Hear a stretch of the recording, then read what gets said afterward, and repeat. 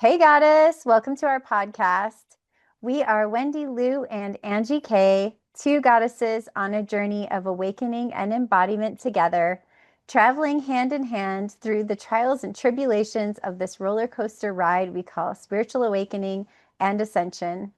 It was only a matter of time before we started our own podcast to share what we've learned along the way as energy practitioners and spiritual entrepreneurs.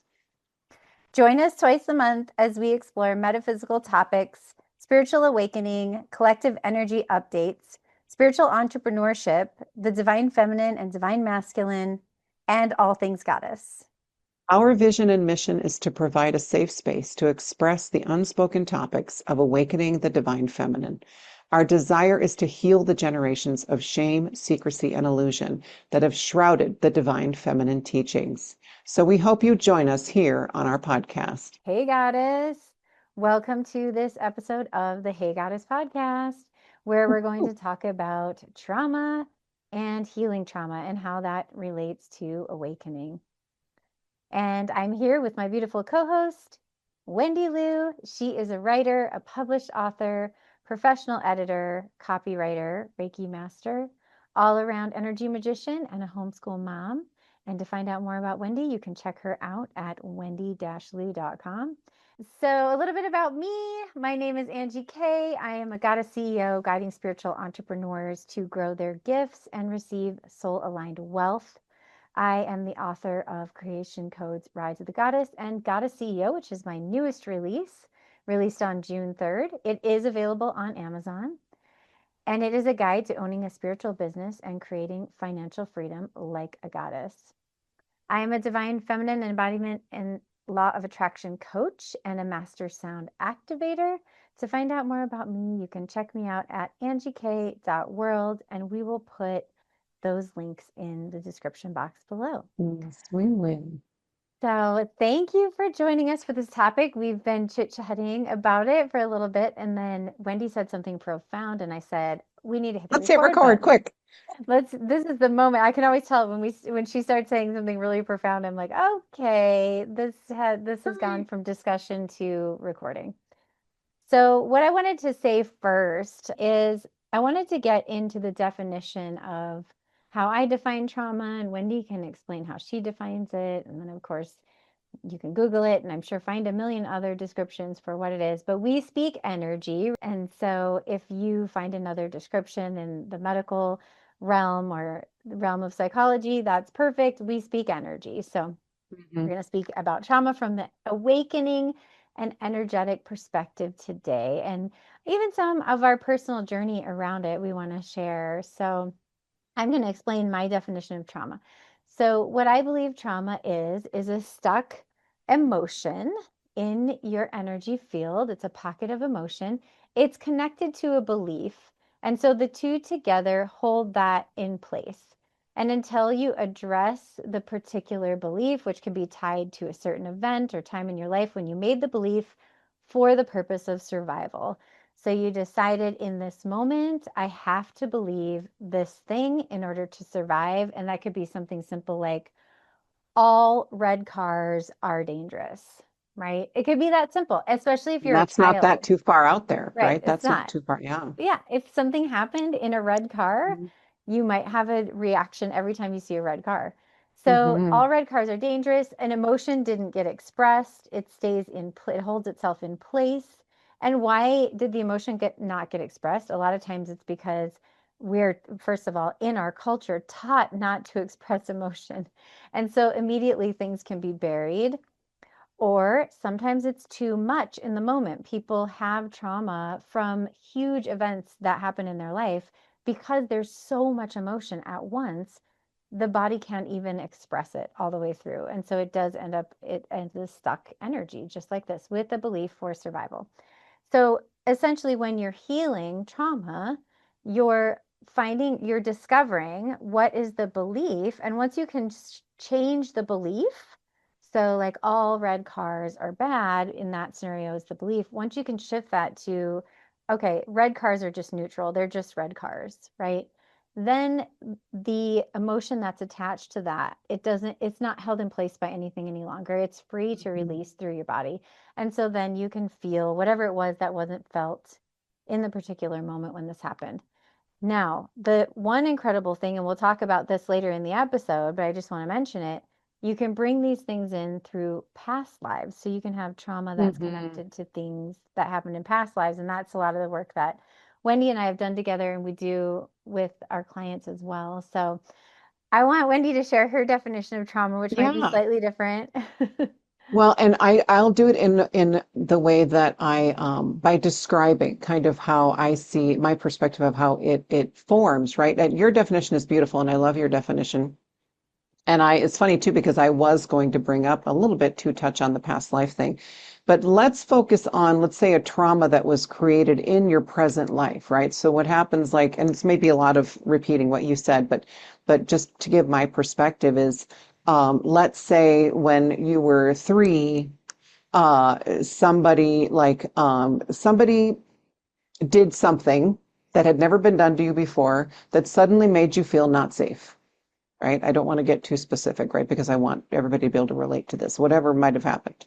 I think all of us have childhood trauma of some sort, right? It's a huge buzzword now.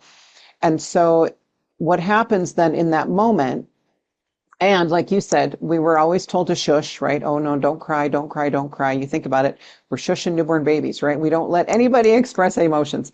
We're getting better. But for those of us who are already adults, typically you were taught to suppress emotions. And so even at 3, 4, 5 years old, perhaps it couldn't be verbalized. And you already maybe had that realization that, well, if I cry or if I, scream or whatever, I'm going to get in trouble. And so what happens is I see it as like almost like a little BB, right? Like a little, and you put that somewhere in your body. And it doesn't necessarily correlate to what just happened, right? Everybody has their own storage places. And so you may put this BB, like, let's just say in your right shoulder for some reason, okay? And then what happens though by not addressing it, right, is the universe then will keep sending you situations that will try to get you to heal it. So you're going to feel like, oh, but this always happens to me, right? The people who say that, it's because they didn't heal it, right? They're not healing it and they're just adding to it. So every time the universe sends you the next experience, oh, you need to look at that and heal it. If you don't have the capacity or the tools or the knowledge that you can heal it, then you're just going to keep adding to that little BB. And so it becomes, then it gets bigger and bigger and bigger and bigger. And as an adult, then, or even sooner, you can start to have weird shoulder issues, right? Like physical issues where you're going to the doctor, they can't find anything, or it's like, oh, it's just muscle. You end up on medication. It's a whole path that a lot of people can end up on. And what Angie and I have discovered on this journey is that when you don't even necessarily have to peel away every layer, right? Which is how we did it for a long time. When Angie taught me Akashic records, when I discovered this modality and this concept, and being taught too that getting right to the core, if you can get right to the core, in Akashic records, you can look at this life too. It's not just past lives, right? And so if you can look at the core instance, then it clears away every layer. It's like a domino effect. And so Angie and I like to get right to the BB, right? We don't mess around with layers anymore if we don't have to. A lot of people, you want to do the layered effect, but we don't necessarily have to wait years to peel off each layer carefully and slowly. A lot of people are ready to just get right to the core and then heal it. And like you were saying too, it can then it process through your body. That can actually be the most challenging part of the healing process is when it's actually loose and free and trying to find the exit, right? Trying to find the door Yeah. is we can stick it somewhere else because it doesn't feel good. And so know that, and we don't ever want to scare anybody that this journey is like just a series of awful experiences, right? But that part of the healing is vital. It's vital that you surrender to it, and it's vital that you allow yourself to feel the emotions. That's the key, right? Like you said, feel the emotions that were not allowed to be felt in that moment when the BB was formed, okay, and before you stored it in your shoulder. And so you allow yourself to feel it. And it could be a process. It's not going to be just one and done a lot of times. And so you get to the point too where you know what's happening. And I actually talk about this in my parenting book, and I talk about us talking about this because we're to the point now where we're like, here we go. Like when we feel off or weird, we're like, yes, like let's do this. Let's really dive in and allow this to process. And so, yeah, so that's my perspective of how it forms. And like you said, we can bring it in. It can be our parents. You can get it in the womb from your mother.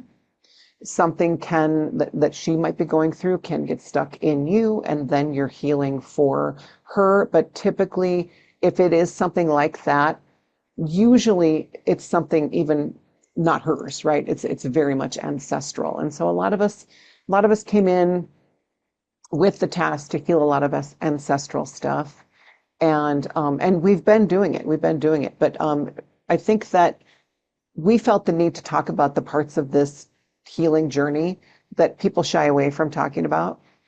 And so that's what we're going to do in this video. And so that's our perspective of trauma.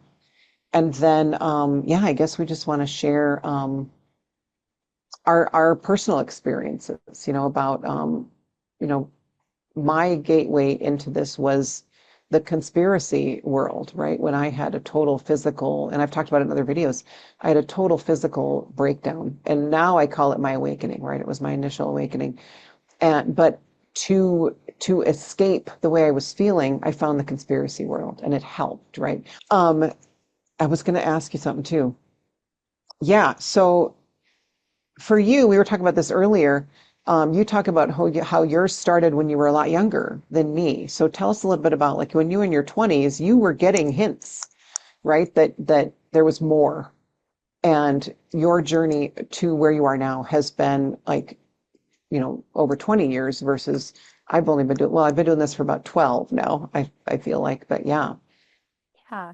Yeah, it is interesting that my journey was so 27 years long of yeah, awakening. So like it's yeah. like I went through this Yikes. double long. We don't know why we talk about it all the time. She started when she was 8. I started when I was 20, like you said, Yeah. with, how you had glimpses. But for some reason, I went through a big piece of initial awakening in my early 20s. I was living in a very spiritual place though at the time. And I was an artist. And so I think I just had that connection with the earth at that time in my life because of where I was living and the work I was doing. In college was I was getting at first an art degree, even though I changed to journalism in the end, but I did still minor in art. So I was just very connected to that side of myself and asking deeper questions because I was away from home and I was away from a toxic environment. And that was a catalyst for my awakening. I think to remove myself from a toxic environment really started to catalyze my awakening. And so I want to mention something Wendy said earlier that she had read, and because it resonated deeply with my Mhm. journey, and she saw it and thought of me. In awakening, first you discover your light, and then you unlock your shadow, and then you unlock your true self. And I think that perfectly describes my journey. And for some reason, for me, I went by decade chunks, right? So my 20s was I found my light, right? Like I found the law of attraction. I very much had a spiritual awakening in my 20s, like a classic connecting to the light, connecting to energy, finding out and learning about energy, and just really focused on being positive, which so many of us run into as a huge piece of this awakening, which is so important, right? And at the same time, I hadn't healed any trauma. And so the trauma all sat inside my field. And I think even created more trauma because it wanted to be addressed. And that would be phase two, unlocking your shadow, would be looking at your Mhm. trauma, right? That wanted to be addressed. And so even though I went through my initial, finding my light part of my awakening and finding positivity and positive thinking and manifestation, I wasn't addressing any of this trauma. I started to get more and more anxious. So I almost couldn't function with the level of anxiety I was having. I was having panic attacks. I was showing up at meetings and suddenly I was frozen and I couldn't speak, and I was working in corporate and I had to perform, right? And Mhm. and I love your parenting book because, I've been reading it and been, giving like different perspectives and stuff along the way, which is, I love it and it's amazing. And Hmm. it brought up within me about how traumatic that was, going through this awakening process, working in corporate and having all of this unexpressed and unhealed trauma, and having discovered my light but only focused on that and not on my shadow. It created this recipe for me to just be in complete burnout while I was in, I was trying to raise these kids. My shadow stuff was kicking off and I wasn't addressing it. This anxiety, these meltdowns I was having just, outside of work, because I was just completely exhausted. I didn't have a shred of anything left to give anyone. But I was trying to Hmm. play super mom on the weekends because I felt guilty as a mom being gone all week. So then I was like, okay, I have to go to the 6 birthday parties. And you know how it is, right? There's like Right. Yeah. 6 birthday parties for a 5-year-old, because of course your kid gets invited to, which is great, but they get Right. invited to 6 birthday parties on one weekend. So you're trying to like coordinate all that and the soccer game and the how do you get groceries and how do you clean, I mean, Hmm. I was just fried. And at the same time hitting up against this trauma because I had gone through that initial awakening to my light. So it's just a progression and you're just brought there, right? You don't have to Right. try for any of it. And so Right. then I told my really good coworker, I said, I think I'm going to do trauma therapy. I felt called. Had just Like cracked into receive. You were going to I was receive going to it receive because you it. were, yeah, I had yeah. just cracked into learning about hand analysis and was like learning everything I could about it. I might have been around the time that I was signing up for the full program, which was a big 14-month commitment. And I had somehow, in my studies, I had looked at a person's hands that had a lot of trauma. And I said, those look like my hands. This is something I need to address. And so Hmm. I called around and I found an EMDR therapist and I started doing EMDR therapy. And I mean, this just ripped the lid for me off of all of the trauma that I had been storing in my field. And and it was very clinical the way that we were addressing it. It's not the same as how Wendy and I worked through trauma in the Akashic Records, but it all worked. It was perfect. It was the perfect segue in for me at the time because I didn't know about the Akashic Records and I discovered them shortly after. And then I think it was a foundational piece of like my understanding of how the work could evolve into something else, like how it could be not the same work as EMDR, but how could trauma healing happen in the Akashic Records. So it was a key piece in my healing. So that I just wanted to tell you, I just so resonated with that. First your light, then your shadow, and then your true self. Hmm. Because Yeah. now I feel so deeply, truly connected to remembering exactly who I am and totally surrendered to everything that I want to do in my life, which it was such a journey to get here and we still don't know why it took me double the time of Wendy, but maybe I just wanted to luxuriate in the slowness of Yeah. Yeah. how I wanted to do it, or I'm You just stubborn. wanted to you just wanted to spread it out a little farther, right? Yeah. And we were talking about too, I had a glimpse in my 20s. Of course, I'm older than you, but you would have been probably a, older teenager, but I had a glimpse in my 20s when a perfect stranger, I couldn't tell you who he was to this day, recommended that I read the Celestine Prophecy. And, now I could read that and go, okay, it's almost like a child's book, right? Compared to what we've learned now. But reading that first book it changed me. But I was met with such resistance that I put it down and I walked away for 20 years. And I didn't think about it for 20 more years because everyone around me was like, no, that's ridiculous. Not Hmm. because he talks about, if you don't know the book, I forget his name. I forget the author's name if you can think of it. He talks about how we're all energy and you can control the energy around you. And everybody around me was like, well, that's stupid. That's ridiculous. What are you're filling your kids' heads full of, and so I was getting resistance from every angle. So I put it away and walked away.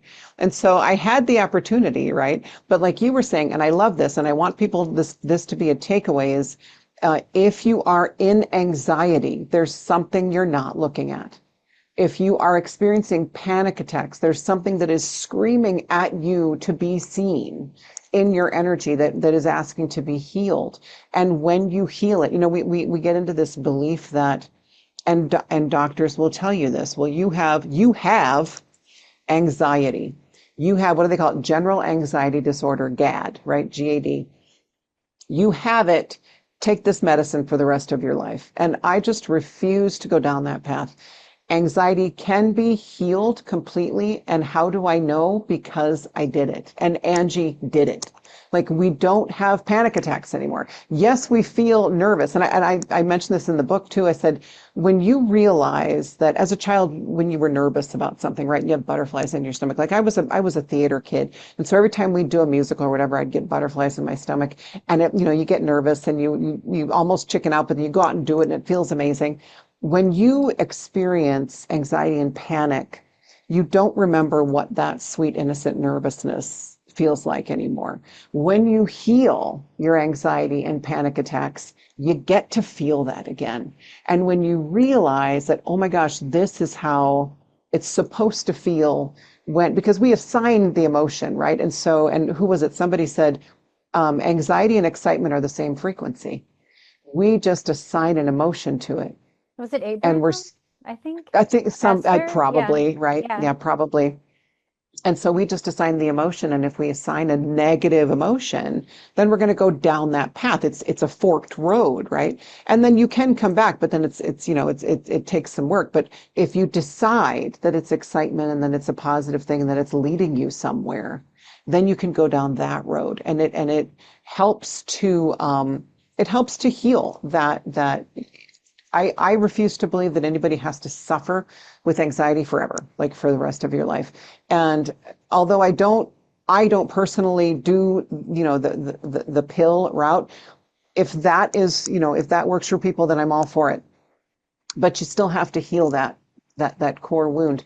And starting with looking at where you might be, we talk about bypassing all the time. So would you say when you first started to get into the light part, right, in your 20s, and you said you weren't healing the trauma, we want to go toward that feeling good all the time, right? And there are a lot of gurus. I think we surround ourselves with the right people, right? And then you'll surround yourself with people who are like, always be positive. As soon as you have a negative thought, shift it. Don't look at it, just shift it. Get out of that negative thought and always be positive. Eventually, you find yourself doing that to avoid healing the deeper parts. And, we talk about this all the time, you and I. One of the main points of this entire experience being human is to realize that every emotion is beautiful and we're meant to experience every single one equally. And so we have joy and bliss and we have devastation and tragedy and we're meant to experience that and to really feel it and to allow it to process through the body. The physical body is key here, which is Yeah. why it will present with anxiety. It will present with symptoms that give you a panic attack or whatever. It's all kind of keyed into and we program our physical body to respond Yeah. certain ways, right? Yeah, exactly. Yeah. It's important, I think, to note too. This is what I was thinking of when you were sharing is how much our culture, and even especially in American culture and the religions that most of us have been exposed to, demonize the shadow aspects of ourselves. And so automatically it's natural to want to bypass them. I think, Hmm. as in other cultures, I could be wrong. See, I only know this perspective here. And so I'm not trying to negate, that could be handled in other cultures probably Sure, better sure, than it sure. is here. But I Right. do think in America that a lot of that is demonized, especially in, the most popular religions. And so we're told that that's bad. We don't embrace that side of ourselves. We don't embrace our what, there's Well, we're told so it's many outside of us, right? We're told it's archetypal shadows. demons. We're Yeah. told it's, yeah, yeah. Yeah, there's so many archetypal shadows, and you and I talk a lot about the divine feminine ones, right? We're not allowed to embrace the erotic feminine. We're not allowed to embrace We'll do a there's video on that oh, someday. yes, that could be our next one. Thank you. Yes. There's so many archetypal aspects even just to the divine to the feminine that have been suppressed because we've been culturally told not to express those aspects. And so really doing the shadow work is looking at all sides of yourself and embracing them instead of typically what we were told. Even as kids, we're told, be the good girl, don't do that, don't do this, and be kind to everyone. And then all of these, and then we feel that it's not okay to experience all these aspects of ourselves. And so Hmm. as we're diving deeper into shadow work, it's always about accepting. it's always about bringing that stuff into our awareness, right? And saying, okay, what is this like? Why would I be denying this part of myself? Because it's just an aspect of me, and accepting it and embracing it and Hmm. moving forward from there, right? So I think that's just an important thing to note, and why I think bypassing happens so frequently, even beyond the fact that a lot of times we don't want to feel things. We don't want to Right. accept things, or a lot of people, I shouldn't say we, but a lot of people don't want to accept things either, because they don't jive with what they were taught or what they thought.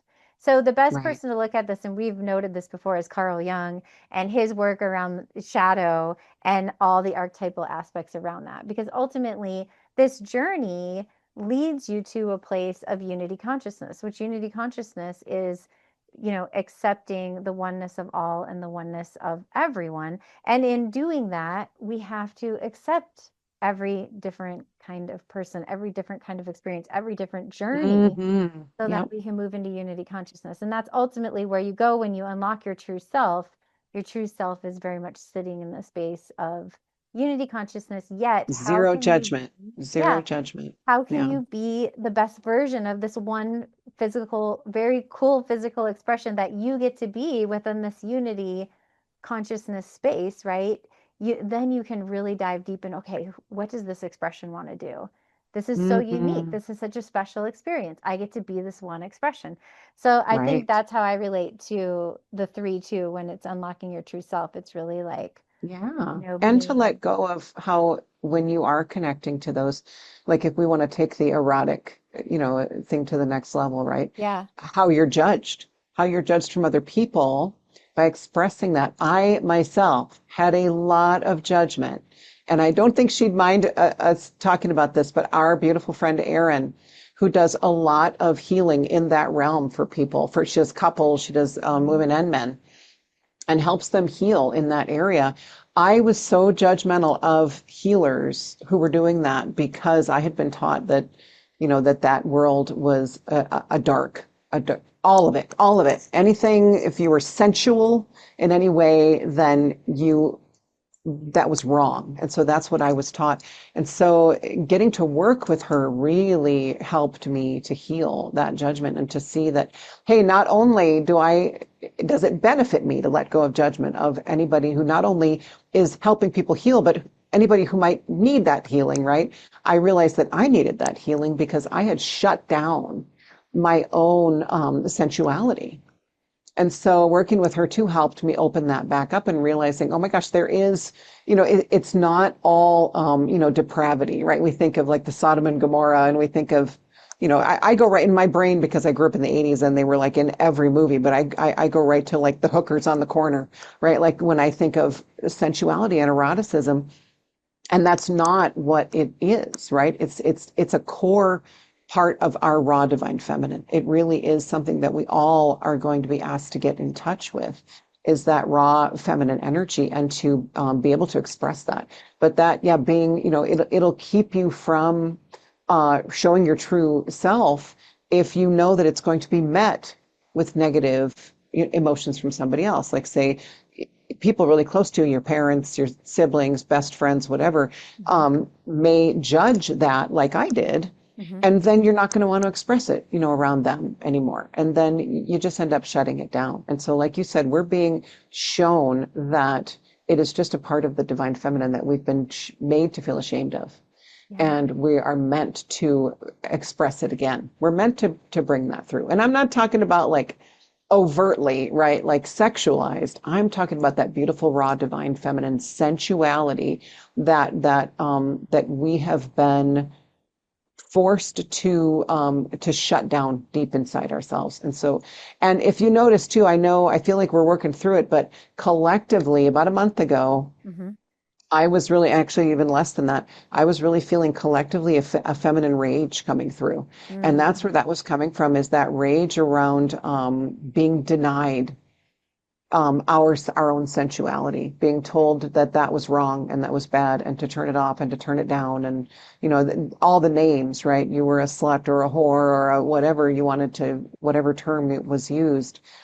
We were made to feel ashamed of that, and so now reconnecting it brought through this rage, and even looking at things that have been going on in the world have been catalysts for that, bringing that rage through. So I think Yeah. it's beautiful. Rage is beautiful as long as we process it through our bodies and don't act in a negative way, from it, but let it be the fuel for your healing, right?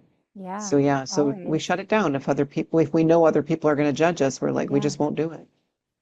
If anyone wants a resource around Wendy's talking about, my book, Yeah. Creation Codes Rise of the Goddess, is about the divine feminine. So, all of the aspects of the feminine and Kundalini awakening. So, definitely, yeah, a lot of these things that you just mentioned are in here. So, I just wanted to Yeah. point that out. And Probably where I I got a lot of it, grabbed aside it. from my personal experience. I grabbed the book and I was going to read a little piece about just to add on what we were talking about. So Please. I opened up to the chapter where I was talking about the healing journey of the shadow. And I just said the shadow parts of ourselves are the parts we choose to ignore or refuse to look at, like the rage. Because a lot of people have been told don't have rage, but that's only because people can act out of rage versus just feeling rage is entirely different. Just feeling and Right. processing and expressing in a safe place. And it's usually because of guilt or shame, right? So a few examples of a feeling that could come up would be shame, jealousy, anger, rage, lust, embarrassment, or disgust. And most people bury these feelings because they think they're unacceptable. To Mhm. truly bring your shadow into light and accept all of yourself, it's important to explore these kinds of feelings and use them as a guide. You can do this by asking yourself, what are you believing that is creating this emotion? And then that's a great way actually to do sort of a light version of your own trauma work. You can Mhm. say, what would I have to believe to create this? In the instance of the red car, I'm circling all the way back to the beginning, but think if you see a red car and feel anxious every time, you can say, what would I have to believe to be creating that experience, right? And Mhm. so then that could lead you to, well, I must be believing that red cars are bad or scary for some reason. You might not even remember when you were a teenager, you were hit by a Right. red car or whatever. But at least if you shift the belief, you don't have to even go back to the original trauma if you don't want to. But if you shift the belief to red cars are just neutral, red cars are just like any other car, Mhm. then the emotion that's stuck in with that can release. And It external unravels. Yeah. experiences will happen in your life to help you release that emotion. So something Right. might come up that would create something to release. So that's just, yeah, I grabbed the book because I'm like, everything's Wendy's saying about the the feminine. Huh. It's not like I have the books memorized. I don't know what you're talking about. I may have gotten it from there. A Absolutely. piece of Yeah. it. And the whole reason I was, if I didn't say it already, the whole reason I was in judgment is because my own sensuality was shut off, right? Yeah. And so if you find yourself in judgment of women who maybe put themselves out there in that way, and I'm not saying overtly, right? I'm saying, well, sometimes the line is blurred when you're in judgment of it too.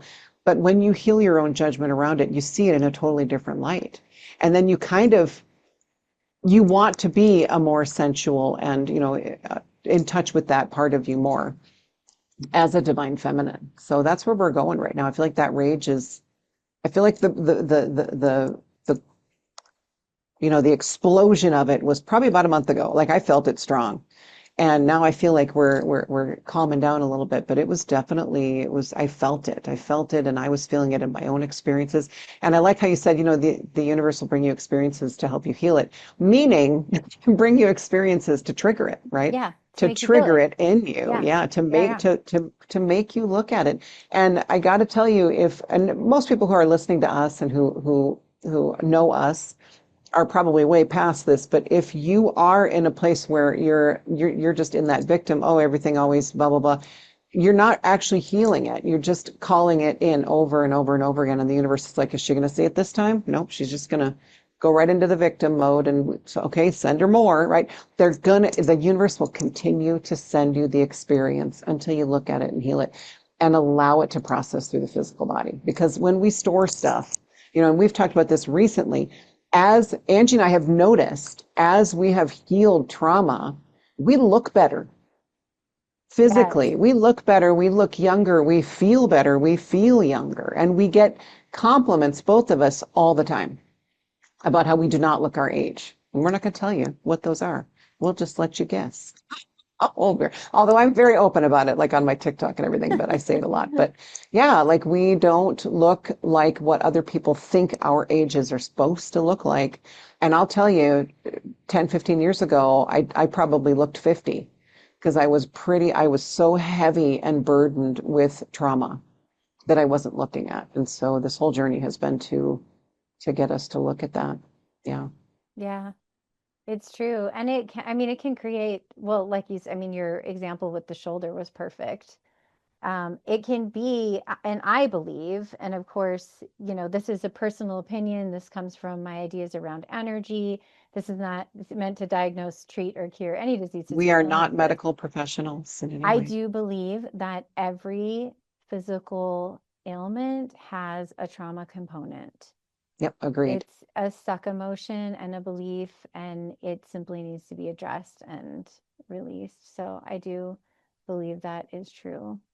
So, and Hmm. it will hold within it toxic energy, right? Which can create imbalances and all of those things. So, Absolutely. Over time, it manifests physically, and then you're going to the doctor, and then a lot of times, I'm not saying across the board, but a lot of times their treatments will just ease the symptoms, and which mhm, is great. You want to feel better, but if mhm. you don't address the emotional wound, then it'll never go away completely.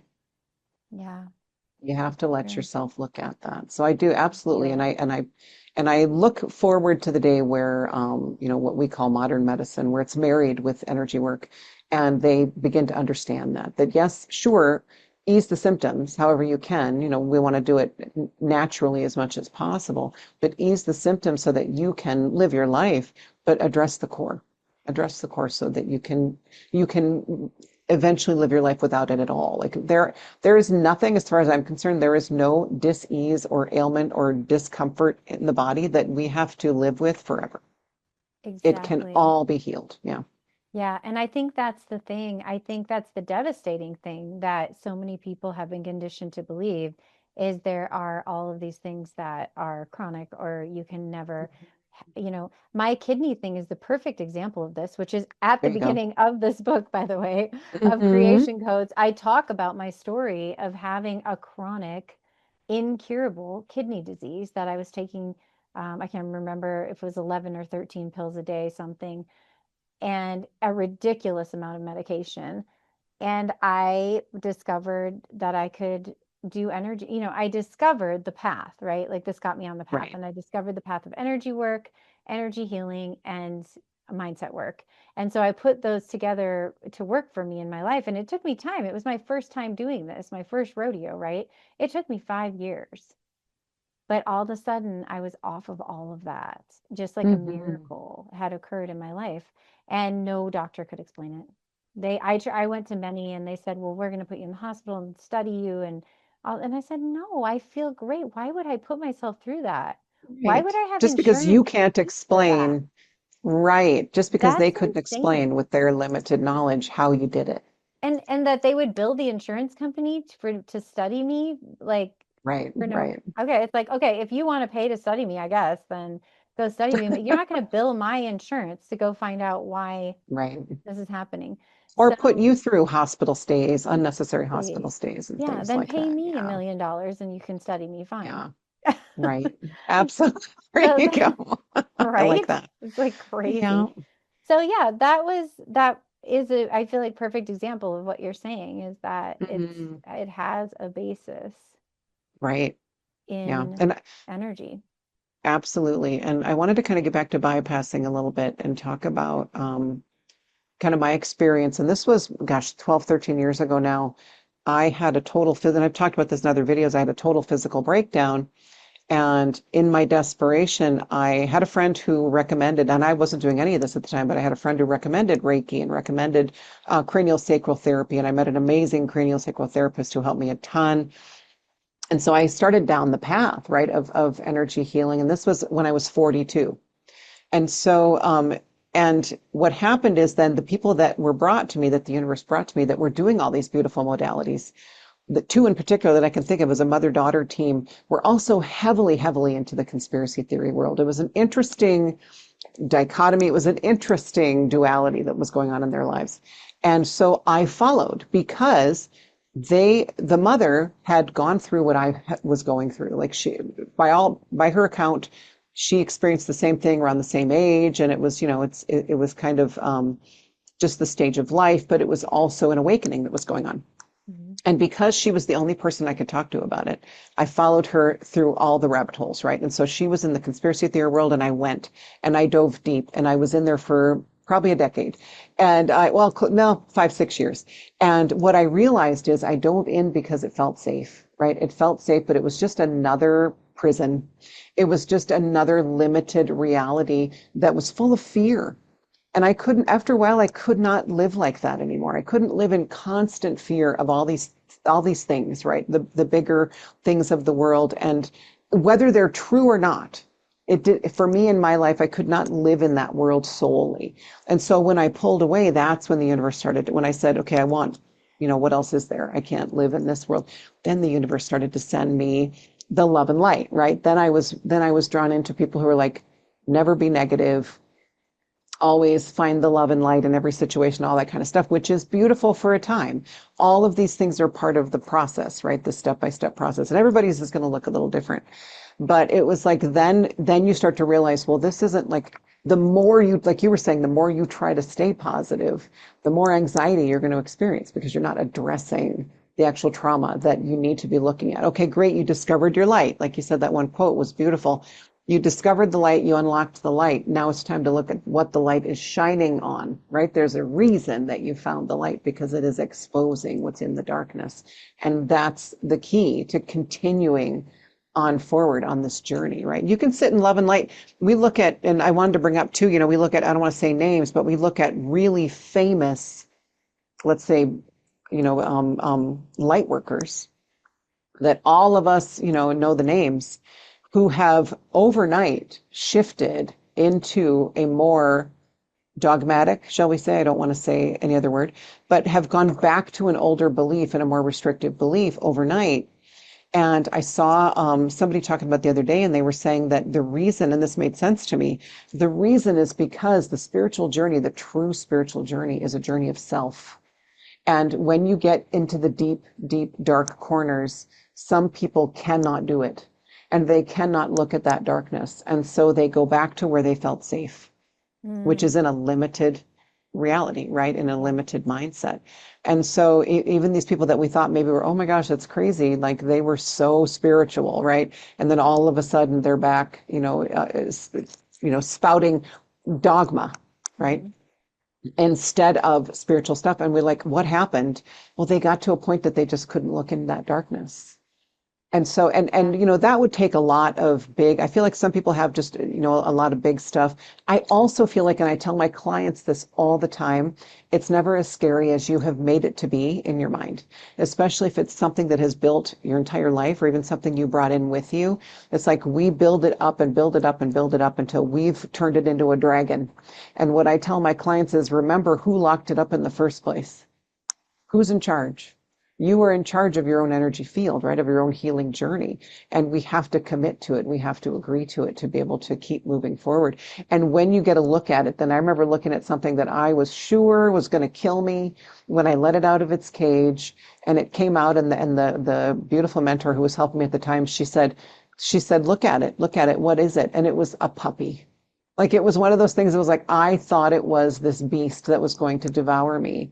And it was a puppy. That's what I had locked Mhm. away. And so, yes, it was a trauma and I had to look at it and really confront it. But at the same time, the message was you're building it up to be something in your brain that it's not really. And you locked it away to begin with. And when you locked it away, it was just the BB, right? Mhm.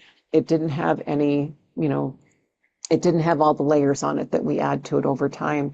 And so when you find the BB, then it's never as scary as you think it's going to be. And so that was my experience. And I realized just recently realizing that I dove into that, I'm like, why did I go that way? Because it was safe, because I wasn't ready to look at my darkness yet. And so I went there before I unlocked or discovered my light. And even that can become a tool for bypassing when Yeah. you're too, always trying to shift the negative instead of looking at it. Yeah. So, and I know you've had similar experiences too with. diving into worlds where you're like, oh, I'll be safe in here for a while, Yeah. Oh, and that I definitely. don't have to Yeah. look at my stuff. Absolutely, I have. Yeah. And I think, going back to you said some people will really shift back into a more dogmatic place. It takes a lot of responsibility to accept the shadow aspects and the shadow archetypes. So, I can understand where people would decide that maybe that path wasn't for them because the Sure. responsibility that it takes. Especially those who have built such a big name for themselves in the spiritual community. I think that adds to it, right? Like for us normal, I shouldn't say that, but for us who maybe aren't a household name yet, I feel like it's that weight isn't quite as heavy. But yeah, I feel like, it makes me think of was it Spider-Man? With great power comes great Yeah, responsibility. that's And so absolutely true. they've It's amassed all this power in the spiritual world, and then all of a sudden they're being asked to look at this, open this closet where they've got this darkness, and they make a choice on some level to not do it. Yeah, exactly. Yeah. Okay, well, do you think that we hit on all of the Oh my major goodness. buttons that we wanted to share about? I Well, we think the did want to one thing, talk about, no, go ahead. well, I think that the one wrap up that I want to add that I mentioned earlier, but I just want to, I feel like it's worth mentioning again, is such a great tool that you can have in your toolbox, and it is in my creation codes book, and you can hear it here, you can write it down. When you're experiencing something in your life that is definitely not what you would like to be experiencing, say, what would I have to believe to create this? Decide what the belief would be, change it, and then Hmm. allow whatever comes up in your circumstances to allow you to feel whatever emotion allowed you to create the belief in the first place that was originally created to make you feel safe in some setting and situation, right?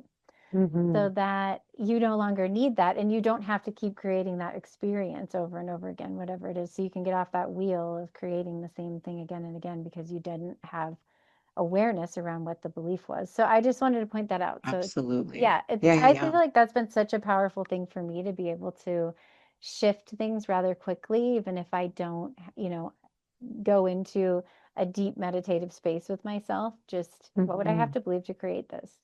Yes. And all the answers are within, right? All you have to do, like I love that tool of just talking to your energy or Mhm. talking to the trauma. Even like I walk through a lot of my clients, I'll walk them through that practice of, okay, once that belief shows up, you can have a conversation with it and then you can let it go.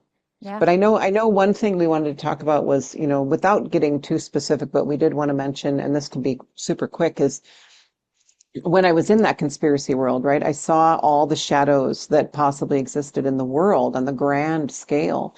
And what that does, and we were talking about, why people get sucked into that world and why they get stuck there, is what it's doing, what it's trying, the gift it's trying to give them is the perspective of, or giving them visual of their own shadows, right? The shadows in the world are going to reflect the shadows of humanity and the shadows of the self. And so on a smaller scale, there's going to be something in there. If you're really drawn to, say, a certain conspiracy theory or a certain something, dramatic or traumatic thing in the world, ask yourself why. Because if you feel like you get, like we've seen people get stuck there for a while, Yeah. and they we see them try to reach out and try to put a foot in the spiritual community, and then they just get sucked back in. And everything is, whenever we bypass or avoid or whatever, it's all because we want to feel safe, right? And so expanding that comfort zone is can be painful and can be scary. But as two people who have gone through the 7 levels of hell, like we understand, if you're still in the throes of it, we understand what you're going through. We don't know exactly because everybody's journey is different, but we've been through it. And so we have that perspective, and we came out the other side, right, with this knowledge and wisdom to be able to help other people, which is why we're both like trying to get our voices out there and writing books and doing this podcast, because we want that information to be readily available for everybody who needs it. And we know the universe is going to give it to whoever needs it whenever they need it. But just know that if you know somebody, or if you're somebody who has been kind of trapped in a world that is all about that. I call it fear porn, right? It's like the fear, like it's just constant fear around what's going on in the world. And there's never a break from it because if you plugged into everything, there's always going to be something going on that can make you afraid. And so why you get stuck there is because it's trying to show you a shadow within yourself that you're avoiding looking at and that you're externalizing, right? You're putting, oh, but that's going on over there, and there's something there for you. There's something in that that is happening within you. And a lot of times we can explore that with the Akashic records or, with other modalities, but sometimes it's just a matter of talking to yourself and saying, what would you could even do it there, right? What would I have to believe for me to be stuck in this place, or for me to be so drawn to this one, maybe really traumatic big thing in the world? What would I have to believe to keep me there, to keep me stuck there? Yeah, I love that. Yeah. So yeah, I think that is a great there place we to end go. it. And Okay. yeah, hopefully that, you Oh, all are able to use that, and it's a very practical tool to just have in your back pocket. Could use absolutely. it anywhere, around anything, and just simple. It's Yeah. simple, simple, easy to remember. Really, so many of these things, the tools that we use, really can be like you can get instant answers and instant responses. And then it's what you do with that, right? Yeah. But there are so many people who don't even realize that they have all the answers they need to heal their trauma and to step out of that and to make a better life and to step out of anxiety, to step out of there's I know anxiety is we would say it's an epidemic. Well, it's because we've been taught not to look at our shadows.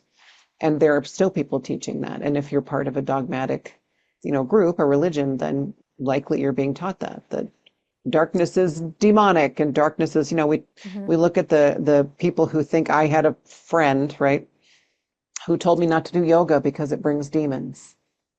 Yeah, it brings demons, your own. It makes you look at your own darkness, and it's Right. beautiful, and It we need to does. confront that.